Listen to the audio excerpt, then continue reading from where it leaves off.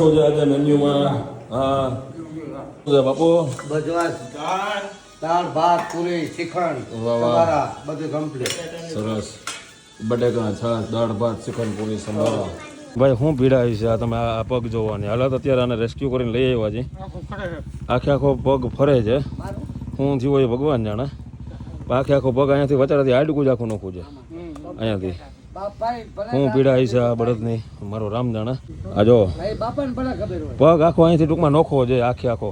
જો વચ્ચેની દાઢી થાય છે અહીંયા. અને હજી તમને બીજો કેસ દેખાડો. બાજુની સાઈડ આ ભાગમાં બધાને ફુવારા અને ફૂલ હાલે છે એટલે અહીંયા તો ઠંડી ઠંડી ફિલિંગ આવે છે. અને આજે એક આ નવું વાછડું પાછું આપણે મેમ્બર એક એડ થયો છે ગાય એક વ્યાણી તમે સવારના વિડીયોની અંદર જોયું હોય છે. એટલે ઝીણકા ઝીણકા થઈ ગયા આપણે 7 ને 8 જીવ. મોટા મોટા થઈ ગયા ભાઈ આપણે સમજી લો ને 28 થી 30 આસપાસ જીવ. આ બધા જીવને તરબૂચ ખવડાવવા માટેનો.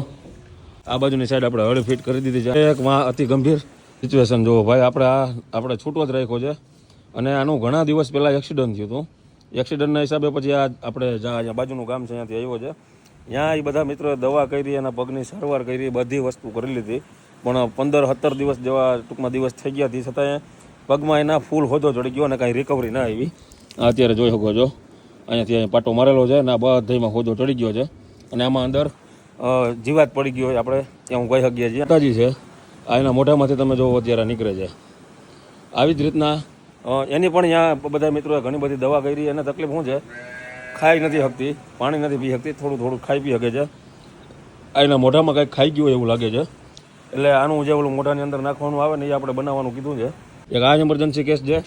એક જે અત્યારે આવ્યા છે આપણે બળદ એ એમરજન્સી કેસ છે. એટલે આ એક માતાજીનું તો કદાચ થઈ જાય અહીંયાથી. આ બેના ડેન્જર છે એને ઓપરેશન કરવું જોઈએ.